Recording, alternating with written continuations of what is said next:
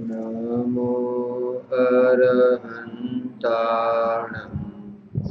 नमो सिद्धाणं नमो आयर्याणं नमो उवज्जायाणं नमो लोये संवसा।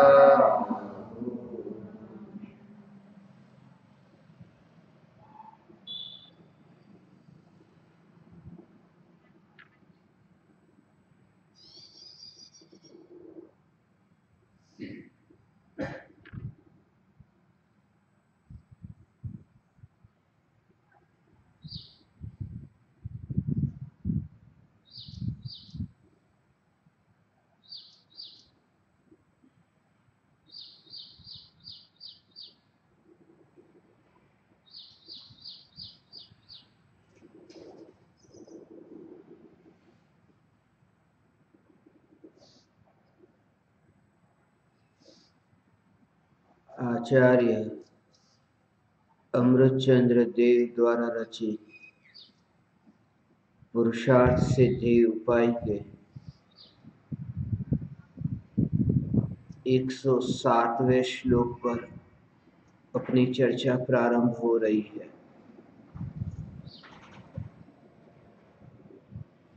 तीन पाप पर चर्चा हुई: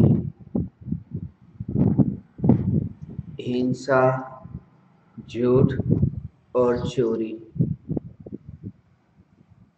आज से कुशील नाम का जो चौथा पाप है उसका सूक्ष्म स्वरूप समझाते हुए कहते हैं कि आत्मा में वेद रूप जो राग का भाव है, इस राग के भाव से भोग का भाव यह जो उत्पन्न होता है उसमें पुरुष को स्त्री के साथ, स्त्री को पुरुष के साथ और नपुंसक को दोनों के साथ भोगने का जो भाव आता है, इन भावों के बारे में मैं ज़्यादा चर्चा नहीं करूँगा। सिर्फ इस बात पर जोर दूंगा कि स्वरूप के आश्रय से इन समस्त विकारी भावों से कैसे छुटकारा हो सकता है। क्योंकि हम ये शब्द सुनते हैं, काम क्रोध आदि विकारी भाव।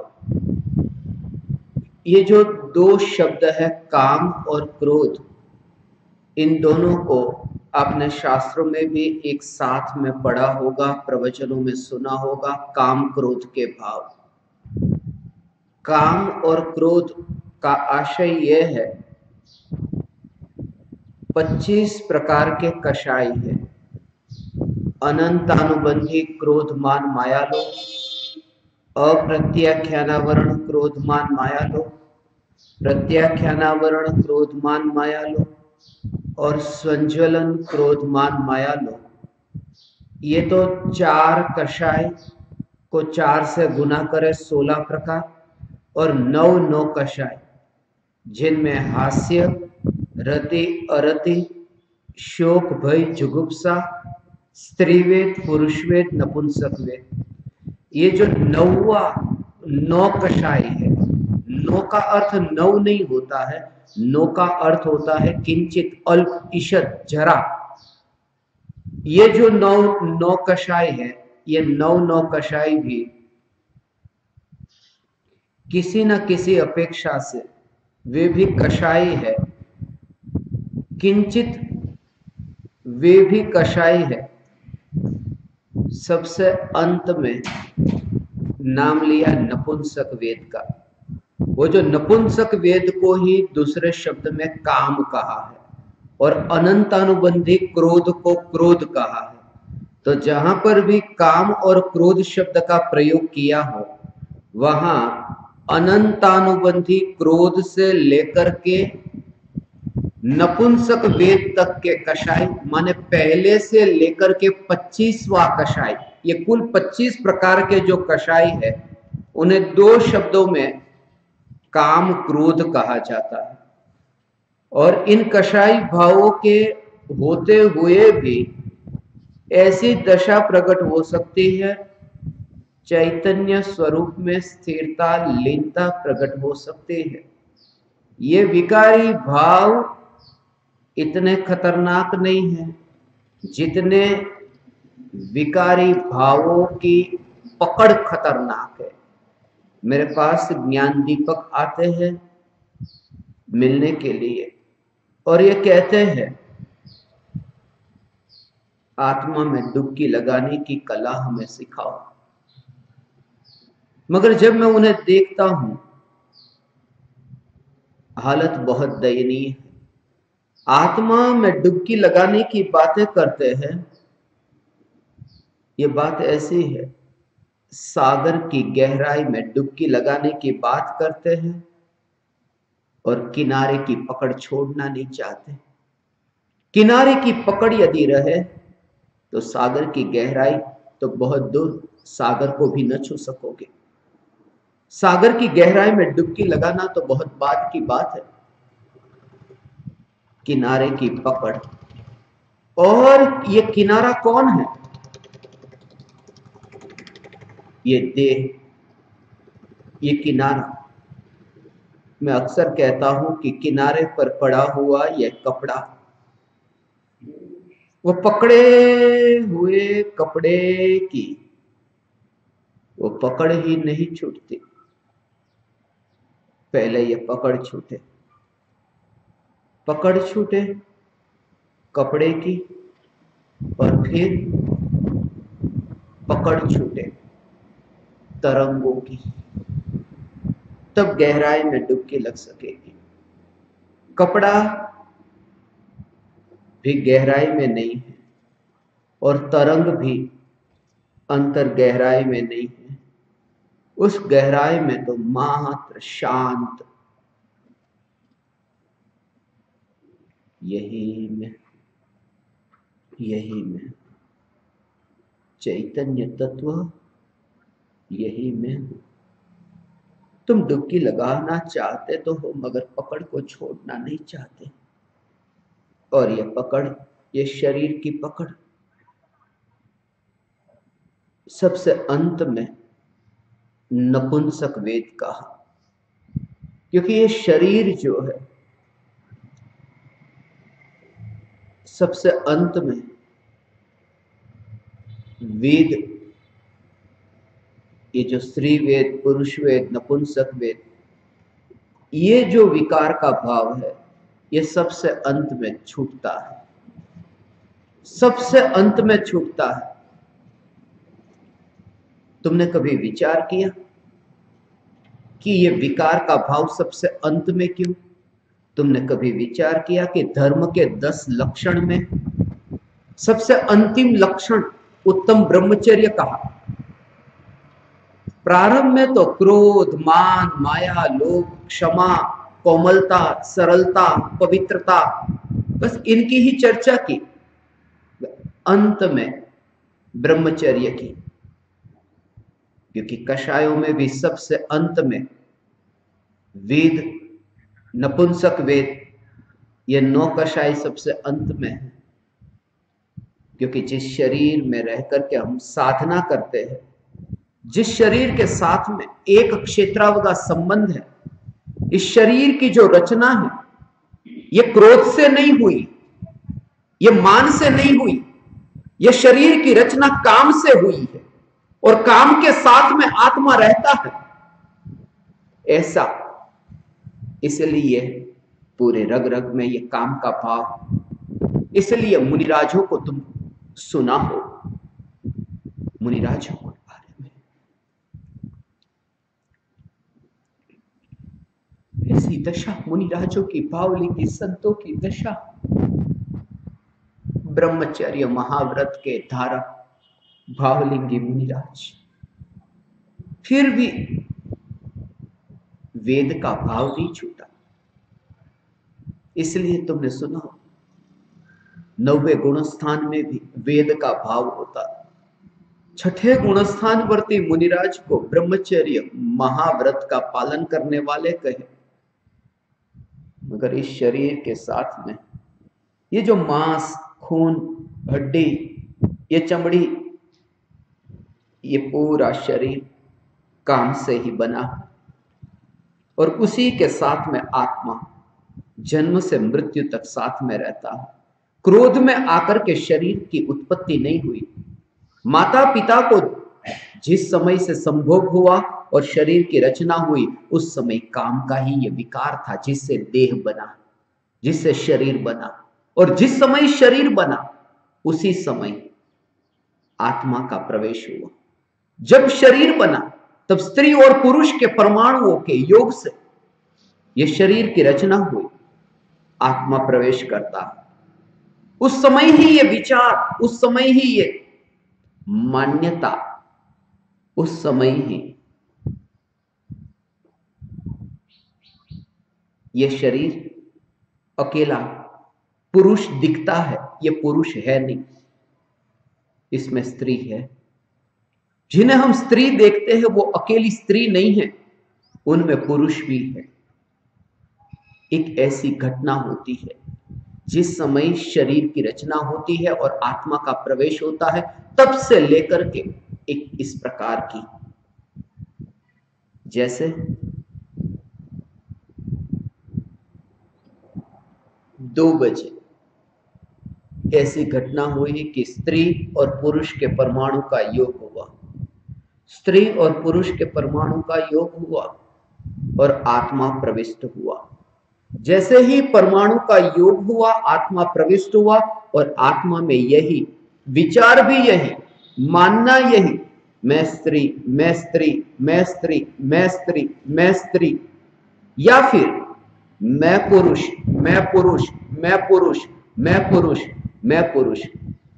वैसे तो दोनों परमाणु थे, स्त्री के भी और पुरुष के भी, मगर जब वो अंतर की वो धारा ऐसी चलती है, मैं स्त्री हूं, मैं स्त्री हूं, मैं स्त्री हूं, मैं स्त्री हूं, मैं स्त्री हूं, स्त्री के परमाणु को पूरी तरह से समर्थन मिलता है। मैं स्त्री हूं, मैं स्त्री हूं, मैं स्त्री हूं, और पुरुष के परमाणु नष्ट होते जाते हैं और स्त्री के परमाणु विकसित होते जाते हैं और शरीर स्त्री का बनता है। हम कहते हैं बेटी हुई, हम कहते हैं बेटा हुआ। बेटा, उसमें भी बेटी थी, उसमें भी मां के परमाणु थे, मगर आत्मा का प्रवेश हुआ, उस समय से ही ये विचार की धारा चलती है।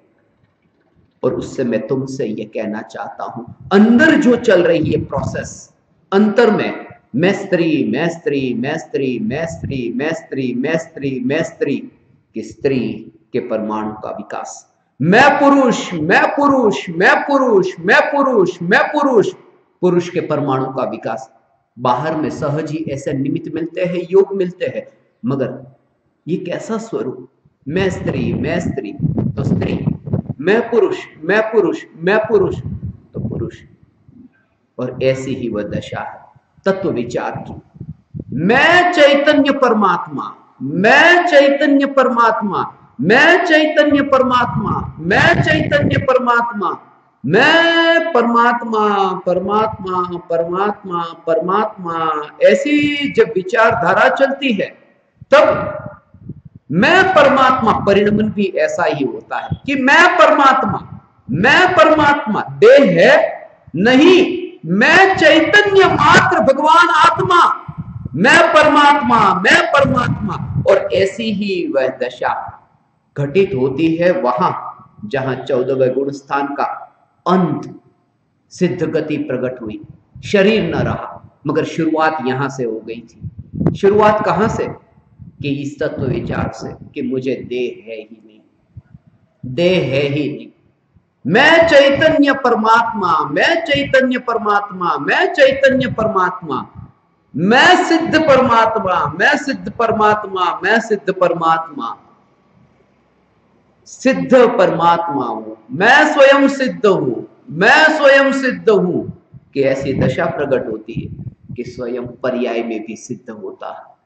वहां ऐसा हुआ कि मैं पुरुष हूं, मैं पुरुष हूं तो पुरुष बना, मैं स्त्री तो स्त्री बना, और यदि तुम ऐसा तत्व विचार करो और स्वीकार करो कि मैं परमात्मा, सहज ही ऐसी दशा प्रकट होगी कि ये परमाणु बिखरने को बेताब हो जाएंगे। ये परमाणु न रहेंगे फिर न रहेंगे। वो घटित होती है वह दशा अरिहंत अवस्था के पश्चात शुरुआत हो जाती है यहीं से। हे ज्ञान दीपक, तुम्हें वह दशा प्रकट हो, तुम्हें वह दशा प्रकट हो। इस देह से प्यारी, यह पद तुम्हारा पद नहीं, क्यों अपद पद में सो रहे? तुम अपद पद में सो रहे, यह पद तुम्हारा पद नहीं। परमाणु मात्र की सत्ता तुम्हारी सत्ता नहीं। इसलिए मैं तुमसे यह नहीं कहूंगा कि भोगों को छोड़ो और त्याग करो। भोगने वाला भटकता है, त्यागने वाला पहुंच जाता है। बात झूठी है, बात झूठी है। भोगने वाला भी नहीं पहुंचता और त्यागने वाला भी नहीं पहुंचता, क्योंकि बाजार से यदि कोई वस्तु आपको खरीदनी हो, 1 रुपये का सिक्का लेकर के गए, सिक्के की कौन सी बाजू को छोड़ना जरूरी है? हेड और टेल, कौन सी बाजू को छोड़े? छापा काटा सिक्का नी बे बाजू छे, कई बाजू ने छोड़शो? बाजू को नहीं छोड़ना है, पूरे सिक्के को ही छोड़ना है, तो वो वस्तु मिलेगी। दुकानदार को कहोगे कि मैं एक बाजू को छोड़ दूं और दूसरी बाजू को रखूं, या दूसरी को छोड़ दूं और पहली को रखूं, वस्तु न मिलेगी। मुक्ति की प्राप्ति एक बाजू को छोड़ने से नहीं मिलती। एक बाजू है, कौन सी? ये भोगता हूं, भोगता हूं, भोगता हूं, और दूसरी बाजू है त्यागता हूं, त्यागता हूं। दोनों बाजू को छोड़ना है, पूरे सिक्के को छोड़ना है। और सिक्के को छोड़ने का अर्थ यह है कि भोगने का और त्यागने का, इन दोनों प्रकार के विकल्पों से पार ऐसी जो चैतन्य सत्ता, उस सत्ता में डुबकी, तब फिर पहुंचते हो तुम उस पद पर। तुम देहातीत हो जाते हो, तुम गायब हो जाते हो।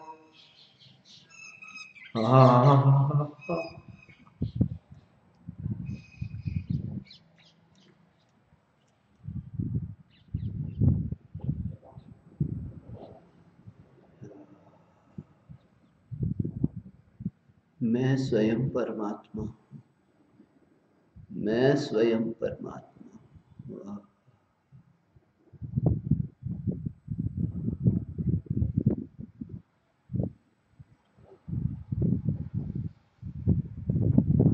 चैतन्य तत्व की परिपूर्णता को जाने बिना, समझे बिना, अनुभव बिना पर पदार्थों की गुलामी छूट न सकेगी। तुम चाहे जितना भी अभ्यास कर लो कि मैं भोगों को भोगूंगा नहीं, पुरुष हो तो मैं स्त्री से दूर रहूंगा, स्त्री हो मैं पुरुष से दूर रहूं, दूर रहो, दूर रहो। पुरुष स्त्री को देखे नहीं, स्त्री पुरुष को देखे नहीं, एक दूसरे को देखे तक नहीं, चेहरा भी नहीं। हमने भारत में घूंघट की प्रथा को रखा। घूंघट, ऐसा नहीं कि स्त्री पुरुष को न देखे, स्त्री तो पुरुष को देखती है घूंघट के पीछे से, पुरुष नहीं देखता स्त्री को। यह घूंघट की प्रथा रखी कि नहीं, पुरुष स्त्री को देखे ही नहीं, पुरुष स्त्री को देखे ही नहीं। मगर बच्चे पैदा करने में भारत का रिकॉर्ड है। विकार के भाव का क्या करोगे? घूंघट डालने से कुछ भी ना होगा, कुछ भी ना होगा। अंतर की वृत्ति का क्या करोगे? अंतर का कचरा, और उस कचरे को दूर करने की कला ही मैं आज आपसे कहूंगा।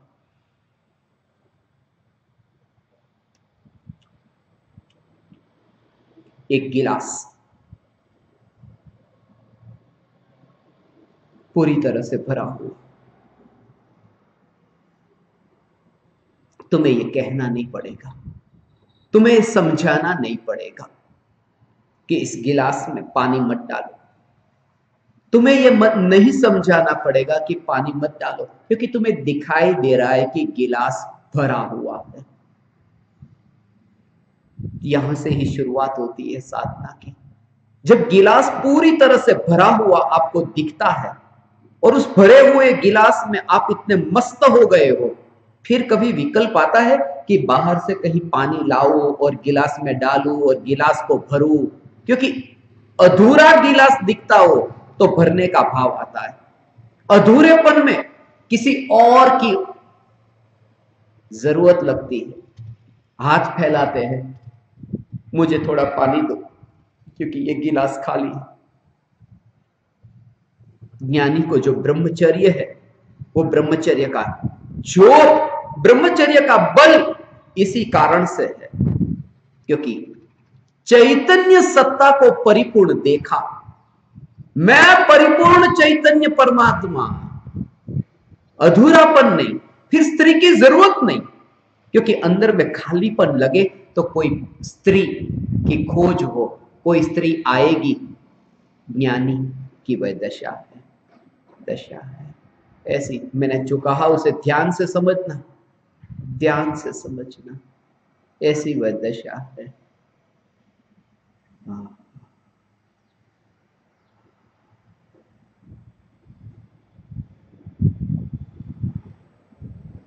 मैंने एक शब्द कहा, तुमने यदि ध्यान से सुना हो, गिलास पूरी तरह से भरा हुआ दिखाई दे और उस भरे हुए गिलास में यदि मस्ती हो तो फिर दूसरी और नजर न जाएगी कि कहां से मैं अपने को भरूं, क्योंकि हर पल तुम मस्त हो उसी में। इसका कारण यह है, अधूरा यदि तुम सुनोगे तो समझ न सकोगे, तो फिर अर्थ का अनर्थ होगा। क्योंकि सम्यक दृष्टि थे 24 के 24 तीर्थंकर जन्म से, और 24 के 24 तीर्थंकर में 19 तीर्थंकरों ने विवाह किया। तो 19 तीर्थंकरों ने विवाह किया, क्या उन्हें भगवान आत्मा परिपूर्ण नहीं दिखाई दिया था? क्षायिक सम्यक दृष्टि को तो प्रति समय पूर्ण दिखाई देता है, पूर्ण तो दिखाई दिया था, मगर मस्ती नहीं थी उसमें। इसलिए तो वही तो अधूरापन है। मस्ती का मतलब चारित्र में स्थिरता, लीनता। तीर्थंकरों को चौथे गुणस्थान में शादी करने का विकल्प आया, मगर ऐसा तो तुमने कहीं नहीं सुना होगा कि मुनि को आया। मुनि को आत्मा के ध्यान में लीन, वही लीनता, वही मस्ती, वह शुद्धोपयोग, वह स्वरूप की स्थिरता, अधूरापन ही नहीं कहता, क्योंकि विकल्प ही नहीं है, विकल्प ही नहीं। पूर्णता का भी विकल्प नहीं है, पूर्णता की तो अनुभूति है, विकल्प नहीं है। विकल्प तो पहले था, ये विचार चलता था, मैं चैतन्य परमात्मा परिपूर्ण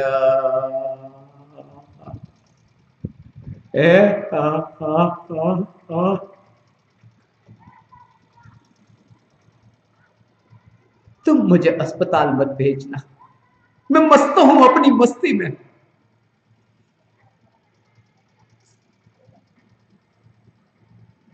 मैं मस्त हूं अपनी मस्ती, तुम्हें वो दीवानापन, मैं तो ये चाहता हूं कि तुम भी ऐसे दीवाने हो जाओ अपनी चैतन्य की मस्ती, कि थोड़ी देर के लिए हवा ठहर गई है, तुम्हें ऐसा अनुभव हो थोड़ी देर के लिए ये हवा ठहर गई। मगर ठहरी हुई हवा, ये बादलों का ठहरना, इसका मालिक मैं, इसका मालिक मैं। ये बादल ठहर गए थोड़ी देर के लिए, वो भी ठहरे हुए तुम्हें लगते हैं ठहरे नहीं होते, वो भी चलते ही रहते हैं, चलते ही रहते हैं। मगर वो हवा, वो बादल, वो ठहरे हुए बादल ऐसे ही तुम्हें दिखाई दे। ये शरीर के परमाणु, इतने परमाणु, ये यात्रा करते करते मैं चैतन्य परमात्मा ठहरे हुए थोड़ी देर के लिए यहां चैतन्य के शिखर के पास में, ये बादल ठहर गए थोड़ी देर के लिए, मगर जो ठहरे हुए दिखते हैं वे भी ठहरे हुए नहीं है, उसमें भी यात्रा होती है। इसलिए तो हर 6 महीने में परमाणु पूरे बदल जाते हैं। वे परमाणु नहीं होते, एक भी परमाणु वो नहीं होता शरीर में जो 6 महीने पहले था। शरीर का स्ट्रक्चर दिखता है ऐसा ही कि जैसे 6 महीने क्या बचपन से यही है यही है यही है, मगर हर 6 महीने के भीतर तो पूरा का पूरा एक साथ नहीं, क्रमशः बदलता ही रहता है, बदलता ही रहता है, बदलता ही रहता है। ये तो ठहरे हुए बादल है, ठहरे हुए भी न ठहरे जैसे है, मगर मेरे शिखर के पास नहीं। ऐसी अनुभूति है ज्ञान दीपक तुम्हें प्रकट हो, बस उसी में तुम्हारी तुम्हारी अनुभूति में तुम्हारी जीत है, तुम्हारी जीत है। पकड़ छूटी शरीर के परमाणु की, शरीर के परमाणु की पकड़ छूटी। ये श्लोक 107वां श्लोक है, बहुत महत्वपूर्ण श्लोक है, क्योंकि मूल में ही जहां भूल है उसे समझाने वाला। तुमने उल्टा प्रयास किया ब्रह्मचर्य का पालन करने के लिए, तुमने उल्टे से यात्रा शुरू की, इसलिए तुम पहुंच न सके। स्त्री पुरुष को देखे नहीं, पुरुष स्त्री को देखे नहीं, एक दूसरे का मुंह भी न देखे। तुमने देखा होगा प्रवचन करने वाले पुरुष पुरुष की ओर ही देखते हैं। मैं ये अपराध नहीं करता, सत्संग के प्रारंभ में मैं स्त्री से ही शुरुआत करता हूं। तुम्हें अपनी मां को देखने में कोई शर्म आती है? यदि तुम्हारे अंतर में ये विकार नहीं और तुम्हें ये दिखता है कि ये मेरी मां, मेरी बहन, तो फिर देखने में हर्ज क्या है तुम्हें? कहीं ना कहीं अंदर छुपा हुआ है कीड़ा तुम्हारे अंदर, इसलिए तुम नहीं देखते हो, वरना तुम्हें कोई फर्क न पड़ेगा, कोई फर्क न पड़ेगा। ऐसी दृष्टि, उस दृष्टि का नाम सम्यक दृष्टि, उस दृष्टि का नाम सम्यक दृष्टि। तुमने शुरुआत उल्टे से की, उल्टे से शुरुआत की। स्त्री पुरुष को न देखे एक, मगर आंख के कोने से नजर से देख लेंगे, आमने सामने न देख।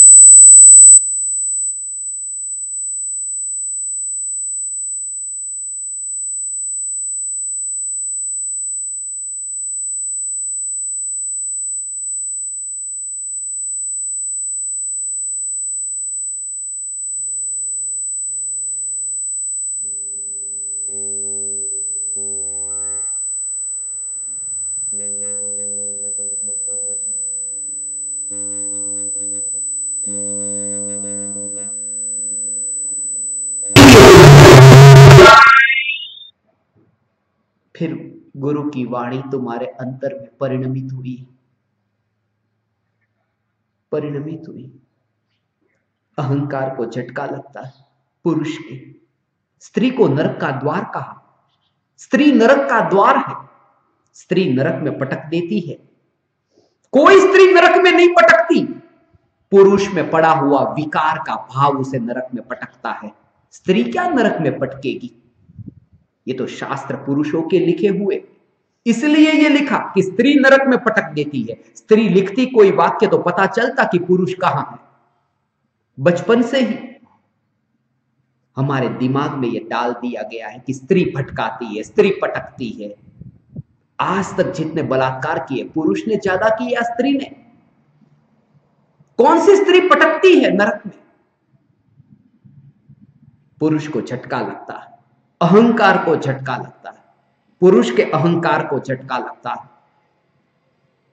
इसलिए यदि पत्नी की ऊंचाई यदि ज्यादा हो पति से, पुरुष के अहंकार को झटका लगता है। इसलिए आपने देखा कि नहीं, लड़का ऊंचा और लड़की थोड़ी ठिंगनी, ऐसी ही जोड़ी बनाते हैं, क्योंकि पुरुष के अहंकार को झटका लगता है कि स्त्री तो नीचे ही होनी चाहिए, स्त्री नीचे ही होनी चाहिए। ये अपराध मैं न करूंगा। इस देह में से निकलने से पहले मैं एक तुम्हारा ज्ञान का दीप प्रज्वलित हो। हे चैतन्य परमात्मा, तुम क्या करो, ये शरीर के परमाणु तुम्हें जैसे मिले, तुम्हें जैसे मिले, जब निगोदिया को मैं परमात्मा के रूप में देख सकता हूं तो स्त्री को परमात्मा के रूप में देखने में मुझे क्यों हिचकिचाहट होती है? जब निगोदिया, जब 7वें नरक का नारकी, एक ऐसी दृष्टि नहीं हो सकती? उस दृष्टि का नाम सम्यक दृष्टि है। जहां देखा पेड़ पौधे को परमात्मा के रूप में देखने की बातें करते हैं, पेड़ पौधे को भी परमात्मा, मगर स्त्री तो भटकाती, स्त्री भटकाती, स्त्री भटकाती। नहीं, हमने स्त्री को उस रूप में मान लिया।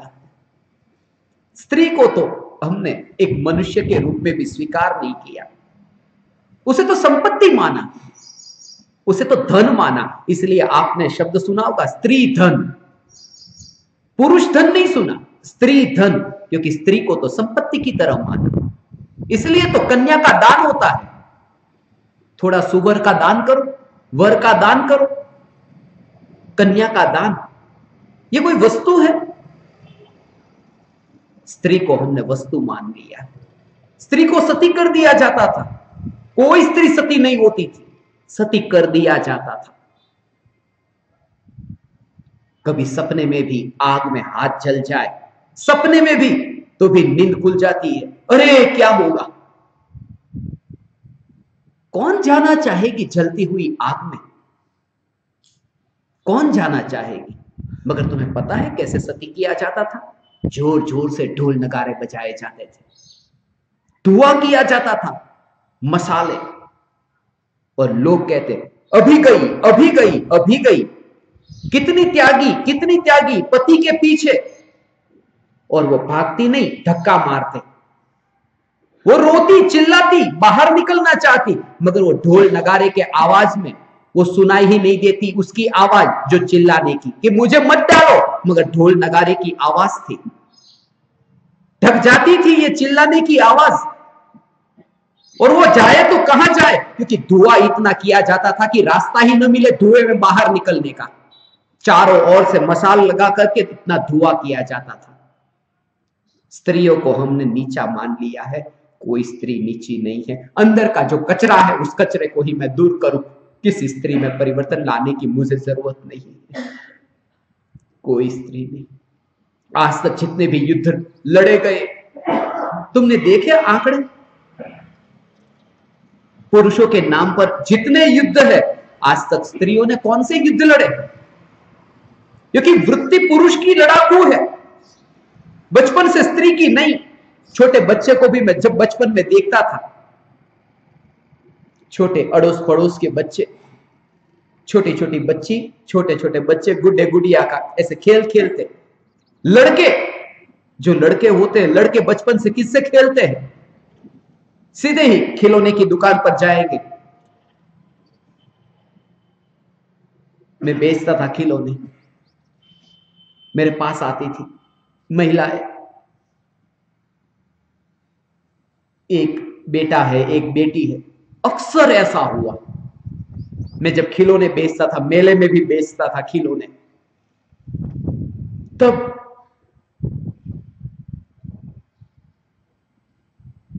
बेटा बोलता, mummy gun machine, machine gun, machine gun, gun machine. वो मशीन गन को ही पहले देखता। और बच्ची भी होती, मम्मी मुझे वो महल खरीदना है, मुझे वो घर खरीदना है, मुझे वो ढींगा खरीदना है। छोकरी ढींगला ने, ढींगली ने, महल ने, मकान ने, कारण के स्त्री नो स्वभाव ज ए छे सृजन करवुं, અને પુરુષનો એ નાનપણથી मशीन गन लेकर के। स्त्री में कोई दोष नहीं है, पुरुष में कचरा है, और ज्यादा कचरा पुरुष में है, और ज्यादा कचरा पुरुष में है, और उस ज्यादा कचरा जिस पुरुष में, उसने उस कचरे पर विजय प्राप्त कर ली। ज्यादा जितना है कचरा, उतना ज्यादा कचरा उस पर विजय प्राप्त कर ली। इसलिए सब का सब श्रेय पुरुष के ऊपर चला गया, क्योंकि स्त्री में इतना ज्यादा कचरा नहीं था कि उसने क्या छोड़ा। पुरुष में ज्यादा कचरा था, इसलिए ज्यादा छोड़ा। इसलिए तो 4 तस्वीर पुरुष की है, स्त्री की नहीं, क्योंकि ज्यादा कचरा है और ज्यादा छोड़ा था। इसके लिए, क्योंकि उस पर विजय पाना बहुत पुरुषार्थ चाहिए, बहुत पुरुषार्थ चाहिए। आज का ये श्लोक है। हाँ, कौच बता। हाँ हाँ हाँ, 107वां ये जो श्लोक है ना, भगवान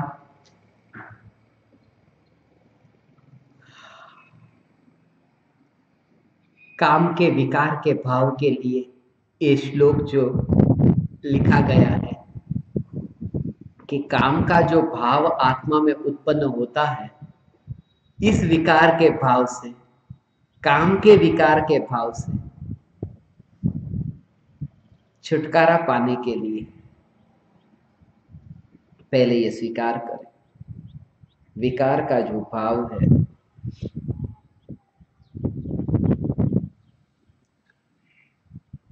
उसमें भी हिंसा है। इसमें अंत में एक शब्द का प्रयोग किया, अब्रह्म है वह सहवास में प्राणी वध का सर्वस्थान में सद्भाव होने से हिंसा होती है, हिंसा होती है। शरीर में सब जगह मनुष्य के आकार के ही ऐसे असंगनी पंचेंद्रिय जीव भी होते हैं, स्त्री के शरीर में भी ऐसे होते हैं। तो भोगों के काल में उनका भी घात होता है, द्रव्य से भी हिंसा होती है, भाव से भी हिंसा होती है। और जो ब्रह्मचर्य के भेद बताए हैं उनमें आप सबने ये सुना होगा, अचेतन संबंधी जो भेद है, चेतन संबंधी जो भेद है, ये 720, उसका विस्तार से वर्णन तो मैं कल करूंगा। 18,000 प्रकार के जो ब्रह्मचर्य के भेद कहे हैं, उसे याद रखना तुम्हें जरूरी ना होगा। तुम्हें तो सिर्फ इतना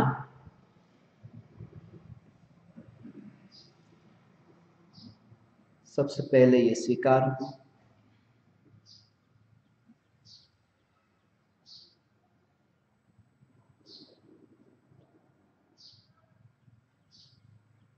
शरीर के परमाणु में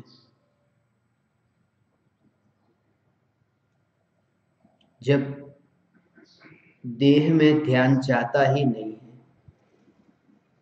तब फिर विकार का भाव भी उत्पन्न होता नहीं है।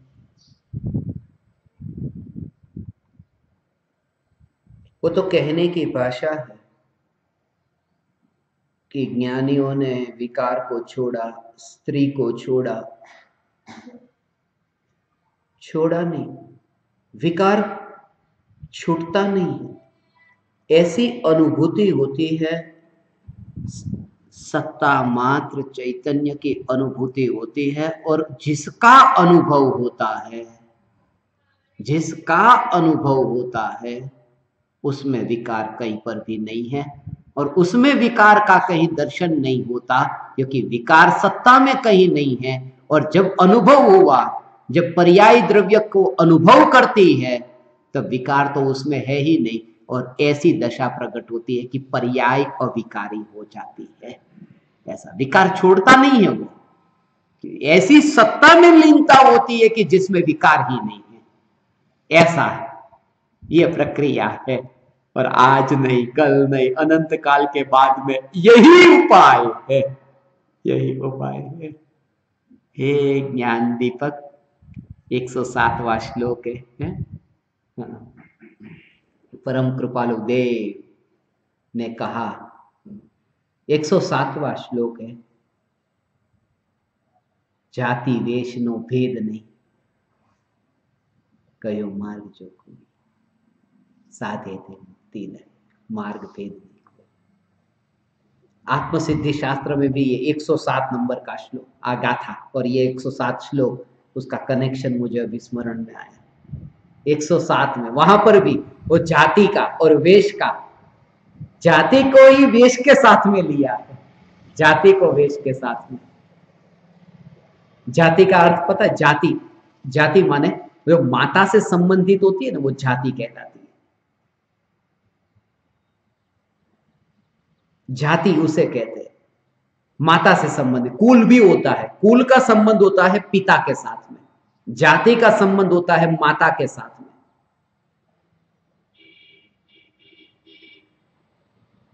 कुल का मतलब यह होता है कि एक कुल वाले हो तो वहां की एक लड़का वहां की लड़की को ला नहीं सकता एक कुल में। जैसे कोई मेहता हो तो मेहता वाला मेहता वाली की लड़की को नहीं लाएगा, वो एक कुल में। तो कुल माने कि जहां की लड़की आप ला नहीं सकते, वो कुल। और जाति माने जहां से लड़की ला सकते हो, क्योंकि मां जहां थी वहां पर उसकी सरनेम वो अलग थी कि नहीं, वो कहां आई, अलग थी। मां पिताजी लाए थे ना वहां की लड़की, वो जाति है, वो मां से संबंधित होती है। और कुल है वो पिता से संबंधित। मैंने एक किताब में लिखा है कि पिता एक जाति वेश नो भेद नहीं, उसमें यह लिखा है जाति और वेश का भेद नहीं। वेश मिलता है पिताजी से, पिताजी बाजार में बच्चे को लेके जाते हैं, कपड़े खरीद कर लाते हैं, माने ये पिताजी से मिला है कपड़ा। और मां से मिली है जाति, तो मां से मिली जाति और पिताजी से मिला कपड़ा, इन दोनों में कोई भेद नहीं है। अर्थात इन दोनों की ओर से दृष्टि हटा दे और चैतन्य तत्व पर दृष्टि करे तो जाति और वेश से दृष्टि हटी और सत्य को पाया, ऐसा। और ये मुक्ति का मार्ग पाया, क्योंकि मार्ग की प्राप्ति में, जब मार्ग की प्राप्ति होती है तब सफेद कपड़े या काले कपड़े वो भी ध्यान नहीं गया, और स्त्री का शरीर या पुरुष का शरीर ये भी ध्यान नहीं गया, माने वेश की ओर भी ध्यान नहीं गया और जाति की ओर भी ध्यान नहीं गया। तब मार्ग की शुरुआत होती है। 107वां श्लोक और कृपालु देव द्वारा रचित 107 गाथा। इसमें और रहस्य है जिसकी चर्चा अब कल करेंगे 108वें श्लोक में। आज